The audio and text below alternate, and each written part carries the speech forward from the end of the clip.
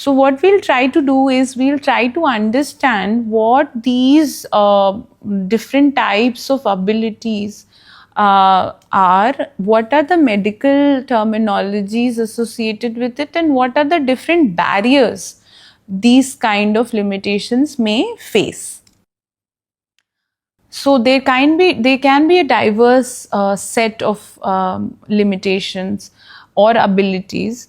So there can be auditory abilities, there can be cognitive learning limitations, there can be physical limitations, speech related or visual related limitations, and we will talk about all of these in order to understand through examples what are the different barriers they face, what are the different barriers auditory sense would face. Rather than we are saying deaf people, we are not talking about deaf people. When we are saying auditory, we are trying to understand the functional needs of it, of a deprived or limited auditory interaction. So there is a fine line, and there's a slight difference which we are trying to speak about, but trust me, this will encourage you to think and incorporate this framework in a much broader sense, and not just limit yourself into thinking that, okay, I'm an assistive technology designer, I'm just creating assistive technology products. We are talking about inclusive design, we are talking about access for all. So all of these are a little bit different from each other. So let's try to dive in. So starting with auditory interactions. So what are the different kinds of examples of auditory disabilities? So this is the medical side of it, which we'll try to understand first. So of course, one is hard of hearing. So there can be individuals with moderate hearing impairments, milder, or in one or in both ears. This is called hard of hearing, जिसको which we call in Hindi ऊंचा सुनाई देता है. So but they can hear, but it's like a moderate impairment or a mild impairment. Then there is deafness, which is a complete loss or substantial or incorrectable impairment of hearing in both ears. So basically they cannot hear anything, right? Most of it at least. Then there can be another category, which is deaf blindness, which is substantial and uncorrectable hearing and visual impairments, right? Both disabilities together. Understand some examples of barriers for people with auditory disabilities. So audio content such as videos with voices and sounds without captions or transcripts is a barrier because they're not able to utilize their visual sense as well, right, in order to understand the content. Media players that do not display caption or do not provide volume controls, for instance.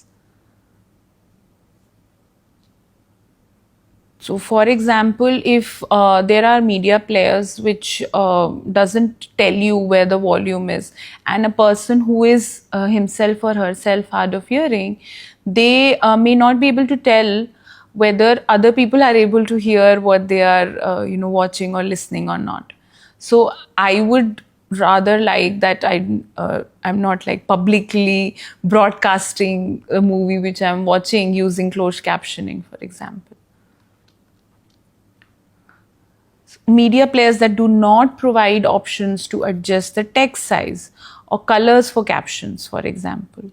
So there can be, as we said, that there can be individuals who have deafness as well as low vision or color blindness or other limitations, right?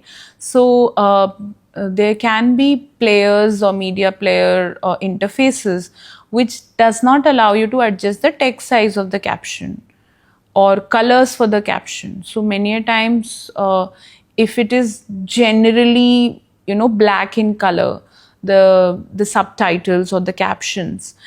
In some of the movies you might have seen, like a Dark Knight, or movies which have a very dark theme. Many a times in such movies, black colored subtitle may not be visible against the background, properly visible, because there's lower contrast. So there should be an option to select. So now I think you might be seeing that Netflix or all of these other media players also, like VLC and other popular ones, they allow you to pick a color between white, yellow, black, and now it's like a palette also. So or to adjust the size, or choose where you would like to place the subtitle, on the top of the window or the bottom of the window. All of those are part of user control. So I as a user can select the positioning, the size of the font, because it's actually directed to help me.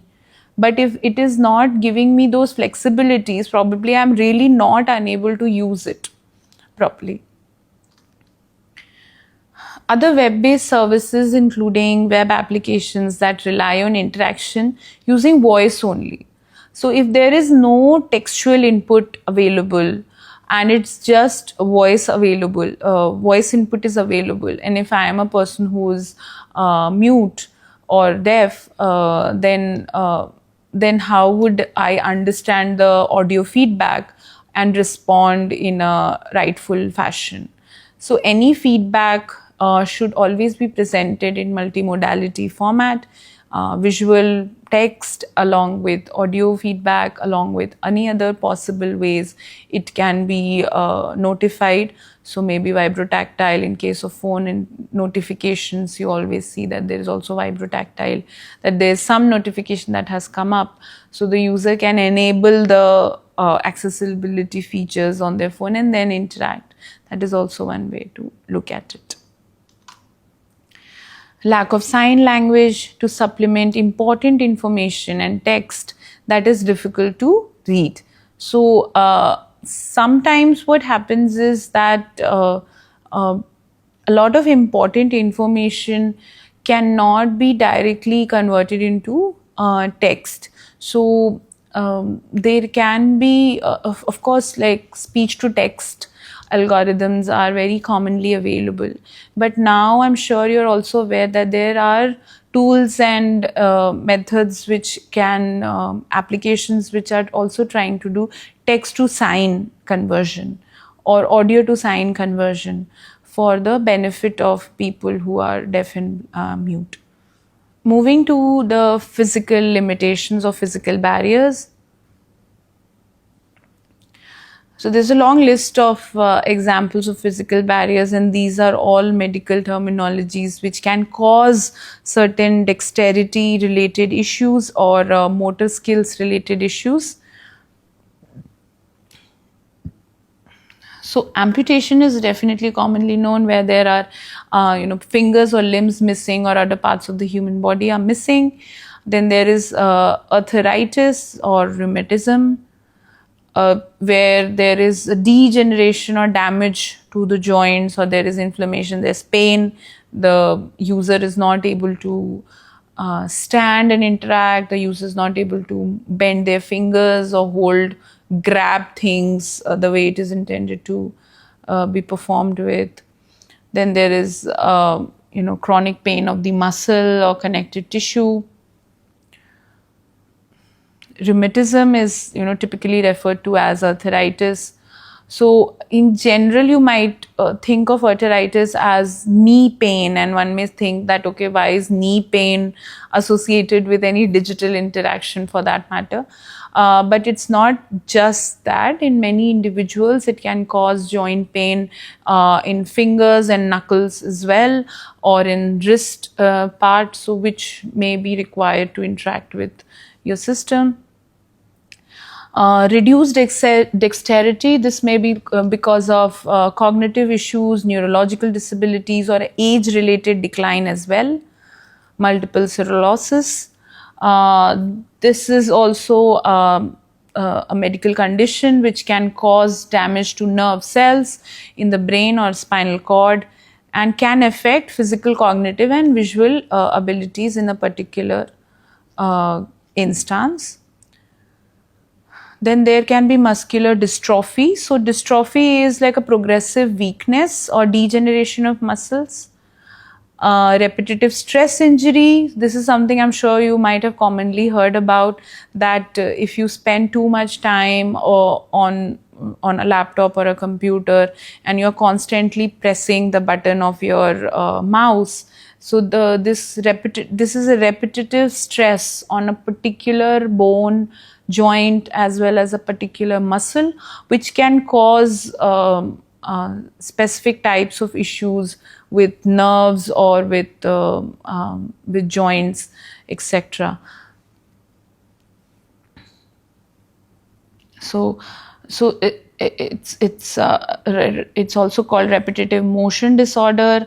It can involve injuries to muscular skeletal system from repetitive tasks. So, and also a lot of RSIs observed with laborers or people who work in factories, because they are doing one specific movement like for 8 hours a day, constantly doing the same thing again and again. So those that comes under the category of repetitive stress injury. Then there can be people who experience tremor or spasms, we call in Hindi, twitches, or continual rhythmic muscle twitches.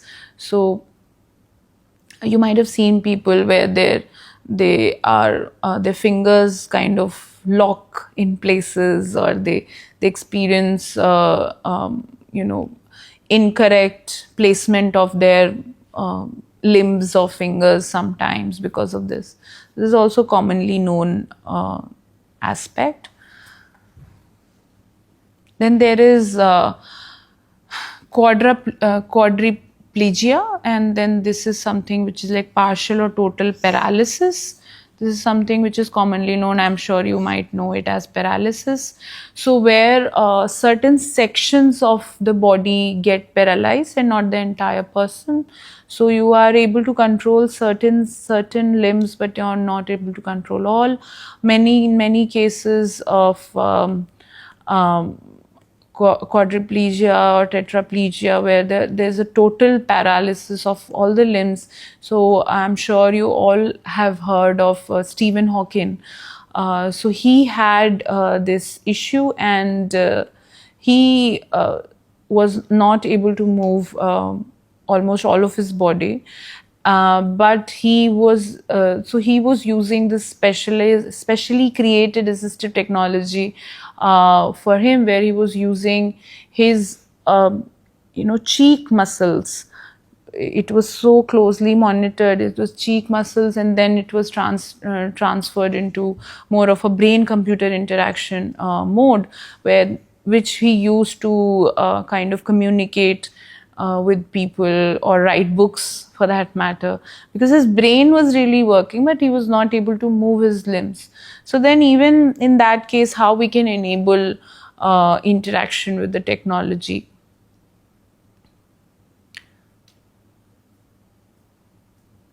Then there can be seizure disorders, so something which includes different types of epilepsies or migraines, which many a times can be reaction to a flickering of visual, or it can be a reaction to repetitive audio signals of certain frequencies, which can trigger seizures also in your users. So we have to be very careful of using such feedback. You might have noticed that now even Netflix, they issue a warning about photosensitive content. What is the meaning of photosensitive content? That is, it involves visual flickering. It involves seizure triggering content, which and like custom and like user discretion is requested in order to access those content. So it's right next to like foul language and all of that. So it's like a warning that it is what it's there in this movie. So please make sure that you are aware before watching this movie. So I think that is also as can be thought of as part of an inclusive design process. Let us now try to understand various examples of barriers for people with physical disabilities that we discussed in the previous slide. So, websites, browsers, and other authoring tools that do not provide full keyboard support. So, many a times the shortcuts, the F keys are not supported by a lot of data entering tools, or the numlock, the number keypad, which is there in a lot of keyboards, full length keyboards, are not supported by a lot of tools these days, because most of the laptops it is missing, right? So but the code should enable that. Then there can be insufficient time limits to respond or to complete a task, so such as to fill out online forms. So if it is if the user is slower in their dexterity, they're able to do it, but they're able to do it slowly. But you put insufficient time limits, and the website clocks out very soon, again and again. I'm sure you all might have experienced this with the railway ticket booking website and all of that. So because it clocks out very soon, by the time you're filling, or maybe if you go and fetch your Aadhaar card just to enter something, or you're asking your fellow passenger for some age related information, it clocks out. So those things should be avoided.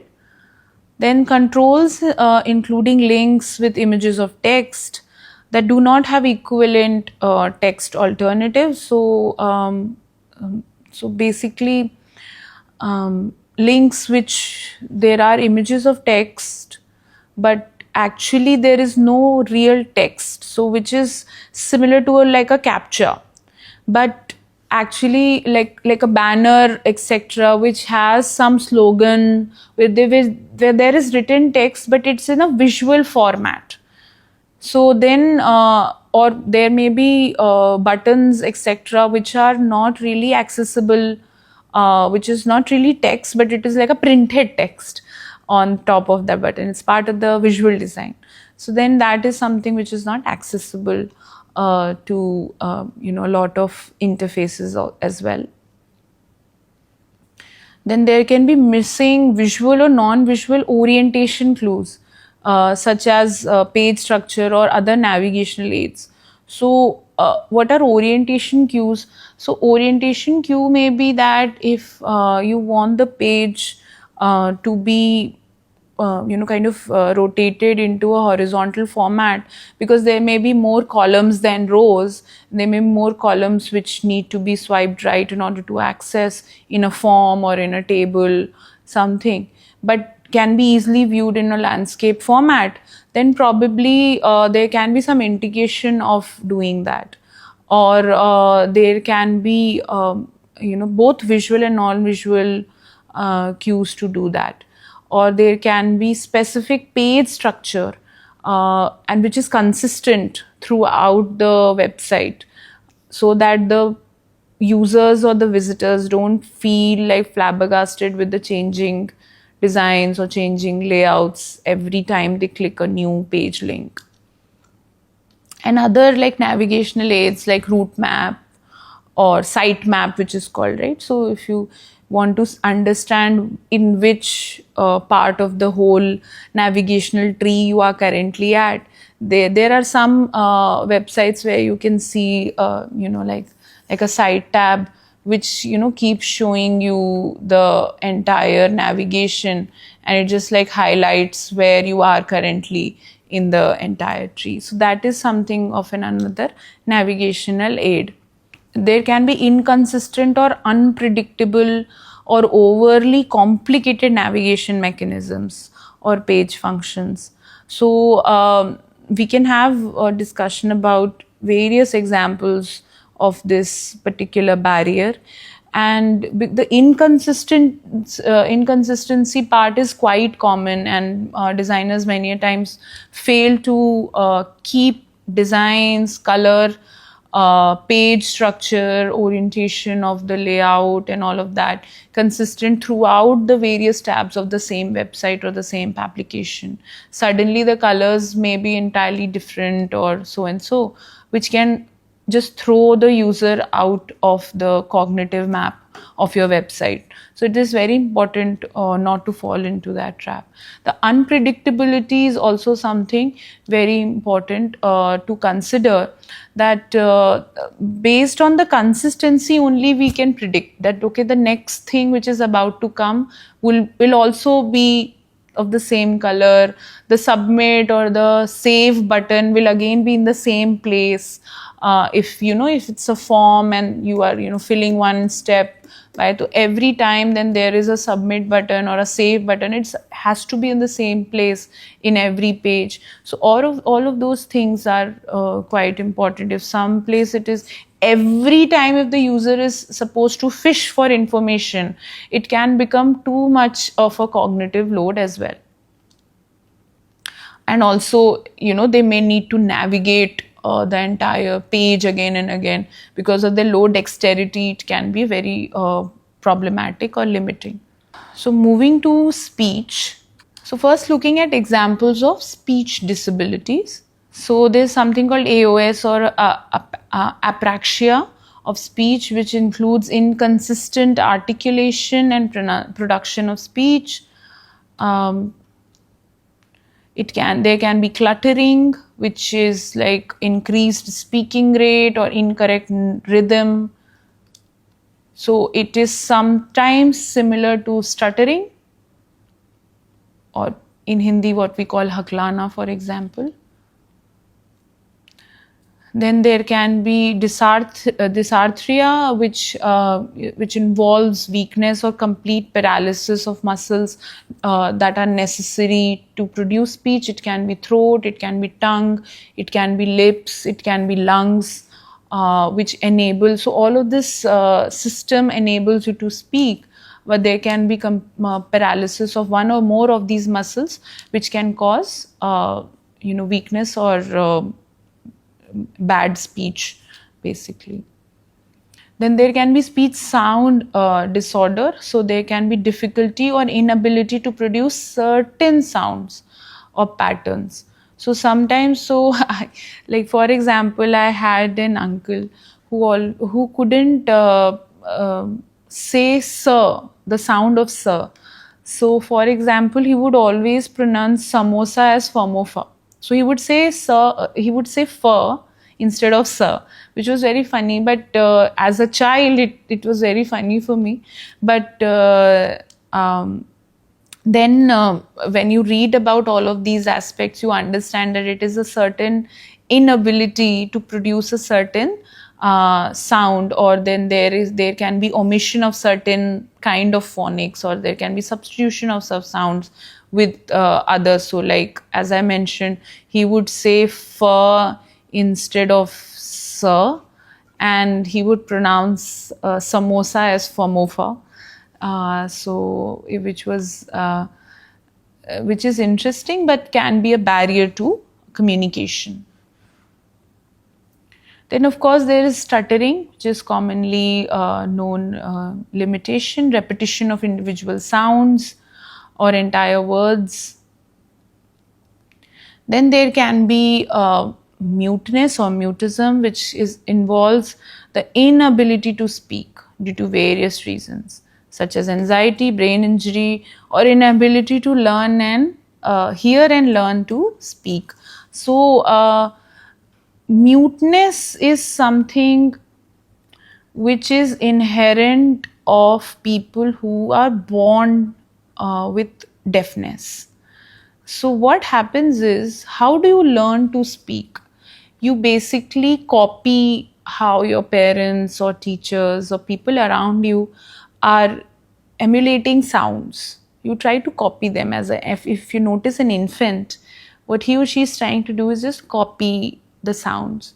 But if they are not able to hear, they are unable to copy as well. So that is something which in turn creates a speech limitation, which is called muteness. So basically they were unable to hear and thus unable to learn how to speak. So you might have heard about the term deaf and mute. Right? So now moving on to examples of barriers for such people with speech disabilities. So the reason we are trying to understand both the medical aspect related to disability as well as the interaction aspects related to each disability is, as we spoke earlier about it, that it's not just a medical condition, but it's a compound, complex system or interwoven exchange of energies and feedbacks and inputs and outputs in an interactive system. So in order to enable it to function effectively, but if we do not understand the medical aspects, we will not be able to understand the interaction aspects as well. So it is important to study and understand both when we are talking about inclusive design and accessibility. But as we said, all of these examples, when we're talking about speech related disabilities, for example, they very well apply to all of these limitations, which are more of a permanent disability aspect of that spectrum that we spoke about, but they can be instances of temporary and situational limitations as well, which can enable better interaction for a wider range of people. So now we will try to understand examples of barriers for people with speech limitations. So, for example, web-based services, including web applications that rely on interaction using voice only. So, if the input is just voice, or if it is, how you want to enter the content is just voice, then it becomes a little bit problematic. Then there can be websites that offer phone numbers as the only way to communicate with the organization. So many times you might have seen that in the contact us, there's just a phone number. There is no email ID. There is no other chat box mechanism or no other way to contact or report something which is wrong with the product. Rather, it's just a phone number. Then it becomes a limitation for people who are speech disabled or people who cannot speak at the moment, for example. Now we'll move to the visual limitation. So some examples of visual disabilities are color vision deficiency. So this is commonly known as color blindness. So it includes difficulty distinguishing between colors, and maybe all of us, it's a very common limitation, and it is now being recognized as one of the visual disabilities under the RPW Act, WD Act as well. And so I hope you remember that we discussed about that veg and non-veg logo, which has now become a red triangle and a green circle instead of green circle and red circle, because now it is accessible to colorblind people as well, because they cannot differentiate between color. They are differentiating it based on the shape. And so basically the red and green color blindness is something very common, and maybe in order to test yourself, you can also take the Ishihara color blindness test. It's commonly available on the internet. You can look it up. Low vision is also another kind of barrier, or it's also called partial sight in some regions. It can include a vision that is not sharp, low visual acuity. So even people like me who wears spectacle actually fall in the category of low vision, but it may be not that low that I am able to correct it using a spectacle. So these are called correcting glasses. So I am able to correct my vision using a set of pair of glasses. But there may be people who have low vision which are too low that they cannot be corrected with glasses. So then it's a bigger disability. But it is a disability for me also. If I take off the glasses, I will not be able to read this text. And I'm sure, which is very common, again, people who have myopia, if they are asked to take off their glasses, it's very difficult to recognize people's face from far off, or even read the blackboard or whiteboard in a classroom if you are sitting in the back of the benches. So all of these are limitations. There can be intolerance to light, it can be photophobia or light sensitivity. There can be inability to distinguish bright and dim areas of image. So basically contrast sensitivity. So the image may look flatter as it is, as opposed to how it's supposed to look. Inability to obtain information when looking straight ahead. So like field of vision loss can be central or peripheral or scattered. So in our eyes, I'm sure you might be aware that there is a central vision, then there is a peripheral vision, or then there is a further back, there is a scattered vision. So so it can be that the side or the peripheral vision is very low, or there is a lack of it. And so then the field of view becomes smaller. So it's basically as if you're looking through a hole, a circular hole. Those people feel like that. Then there is a definitive blindness, which is substantial or uncorrectable loss of vision in both eyes. There can also be a combination disability, which is a deaf blindness, which is substantial and correctable visual and hearing impairments. Let us now try to understand some barriers for people with visual disabilities. And I'm sure you might agree that since most of the information is now going into screen-based interfaces, visual disabilities and barriers related with vision account for a major percentage of barriers and hindrances in terms of interaction design. And most of the examples which we talked about in poor accessibility versus good accessibility session also, most of them were trying to cater to the visual barriers particularly. And I'm sure you'll also agree that since the information is being presented through a primarily visual medium, it largely causes a lot of hindrances with people who have visual disabilities or who have temporary or situational visual barriers also. So then there can be images, controls, or other structural elements that do not have equivalent text, which can be accessed by a screen reader, which is again very common.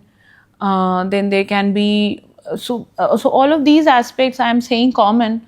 Why I am saying common is we will discuss in a case study which will come in a few sessions, where we'll try to analyze a few government websites through evaluation tools, and then you will see that the simplest of things like color contrast or just images with no alt text were the major flags in those evaluations which came out. So that is why I am using the word common for all of these mismatched interactions, because they're very commonly happening across a large section of websites as well as applications which are coming up. Then there can be text, images, and page layouts that cannot be resized, that lose information when resized. So your application or your document is not responsive, the moment you transfer it from a website into a phone, it loses the font capability, it cannot be resized, it becomes too small to read. So then all of these aspects can cause a lot of challenges. They can be missing visual or non-visual orientation cues, page structure, other navigational aids. So I think we already had a discussion about navigational aids or orientation cues, which kind of guide you to turn the phone or turn the tablet in order to access the text properly or image properly.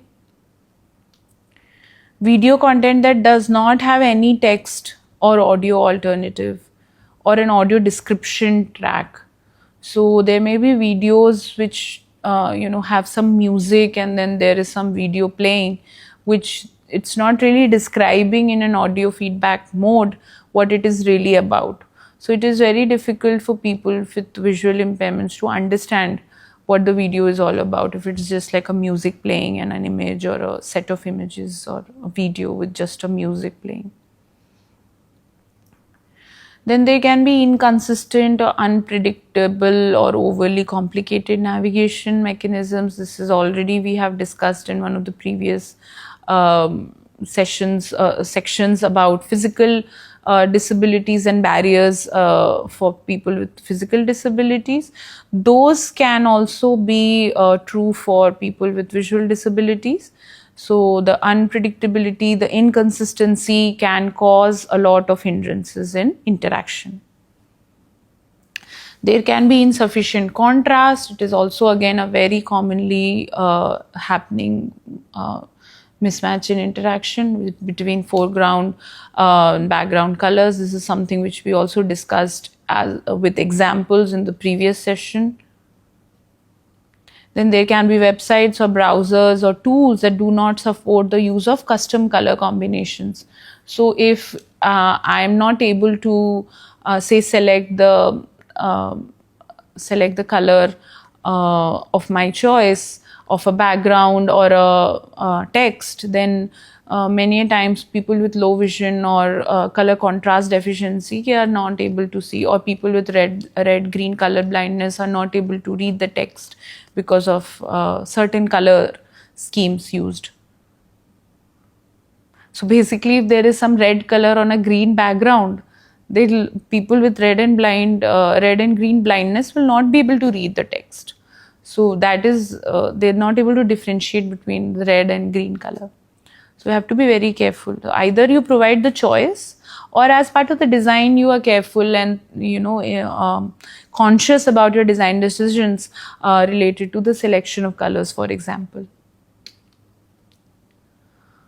So tools that do not provide full keyboard support is also an issue for people with visual disabilities, because basically navigating through the entire navigation of the web page, or they use tab or other aspects of the keyboard, because keyboard is essentially a very tactile input device.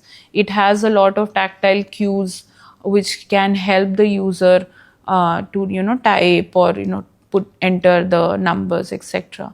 But if it is just a screen based keyboard, which is commonly now happening, then it may not be, it's just visual in that case, so then it may not be accessible by people with visual disabilities. We shall now talk about cognitive and learning disabilities, and it is also commonly happening, but primarily being overlooked disability, because it's not an evident disability. So for example, people who have blindness or who have low vision, you can tell by the way they are interacting, or many a times by the way if they are blind, they may be having a white cane, etc. But they or people who have hearing impairments, they may be wearing some assistive technology on their ear. But cognitive and learning disabilities are almost always invisible disabilities, and they get largely overlooked in the society. I'm sure you all might have seen the popular movie called Tare Zameen Pe, where that young kid who had dyslexia, which is a cognitive disability, was being kind of scolded by his own parents, saying that he's not paying attention to studies, instead of understanding that probably he has a disability. So I think and particularly with cognitive and learning disabilities, it is very important to be very, very sensitive when trying to assess for it or trying to think about it. So it is important first that we learn about the terminologies, and there is a long list of cognitive and learning disabilities. So we'll try to go through the list so that at least you are aware. Right? Of course, these slides will also be available for your reference. There can be age-related forgetfulness. I don't think there is much to explain here, but I'm sure you all might have, seen or interacted with elders in your family who might be going through, such difficulties, which is age-related memory loss. Then there is ADHD, which is attention deficit hyperactivity disorder. And so basically it is, which involves difficulty of focusing on a single task or focusing for very long periods of time. Then there is autism spectrum disorder. So it includes Asperger, it includes autism, it includes PDD, which is pervasive development disorder. So it involves impairments of social communication or interaction ability, sometimes restricted habits or interests. There can be brain injury, damage. Either it is, so what is the meaning of traumatic or acquired? So traumatic is like because of some falling down or because of some accident, there was a brain injury, but there can be limited development of some part of the brain, which can be termed as acquired also. That can happen at any stage in life and can lead to long-term impairment or executive function, memory, learning, coordination, all of these aspects, sensory impairments. Then there can be dementia, which includes memory loss, trouble concentrating or following a conversation, finding a right word. There are more examples of such disabilities. The learning disabilities can be related to dyslexia. So dyslexia is something which affects the development of literacy and language-related skills. Then there can be dyscalculia, which can be difficulty of learning number-based information, which can be math or tables. Other intellectual disabilities or developmental disabilities, so which may involve impairments of intelligence, slow or difficulty in understanding complex concepts. Other learning disabilities, such as, it's in Europe termed as a common term under the section of intellectual disabilities. There can be mild cognitive impairment, MCI, which is considered a stage between age-related and more serious decline of dementia. Then there can be other mental health related disabilities which can interfere with your daily functioning. So maybe due to depression, anxiety, PTSD, post-traumatic stress disorder. There can be multiple sclerosis, which causes damage of nerve cells going to the brain and the spinal cord and can affect your cognitive, physical or visual disabilities. in particular relapses. So particularly during a relapse, they may not be able to decipher anything or understand a lot of information, but maybe after the relapse, they are able to again understand. So now trying to move to examples of barriers for people with cognitive and learning disability. So we'll now try to understand the various barriers for people with cognitive and learning disabilities. They can be complex multi-stage processes such as forms needed to be interacted with, and particularly this becomes even more difficult for things which you have to do compulsorily. So for instance, like a passport or net banking, for example, for this, it contains either sensitive information or access to your finances, so that it may not be advisable also, or you may not want it to be shared with agents or even your kids sometimes. Then that becomes a lot of cognitive load for people who are aging, who have all of these other cognitive or learning disabilities. So complex or inconsistent navigation mechanisms, page layouts that are difficult to understand, complex sentences that are difficult to read, unusual words that are difficult to understand, metaphors and other non-literal text whose meaning is not predictable from the usual meanings of the words.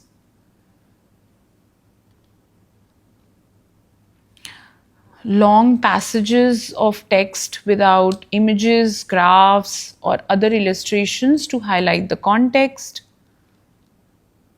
Moving, blinking, or flickering content. Background audio that cannot be turned off. Passwords and access codes that rely only on memory. So that is something which we are commonly seeing, but there is most of the time now even internet banking is allowing you to log in using OTP from your mobile phone, and so basically that means you're not relying as much on memory based passwords. Timeouts on activities. So I think we spoke about this, that if you give very little time, people who are taking a longer duration to understand all of the information on the web page or on the form, and they are not able to respond in time, it clocks out and they have to redo the entire thing again.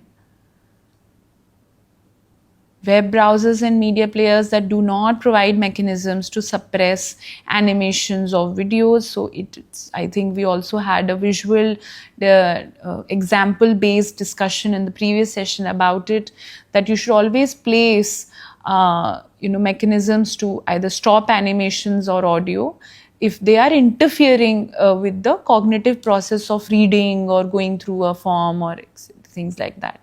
So I think I'm sure you might all of you might have experienced pop-ups which start playing like ads, etc. It can be very frustrating. It can be even more frustrating if it is people who the users have limited cognitive bandwidth or are facing learning disabilities. Then it can be even more challenging.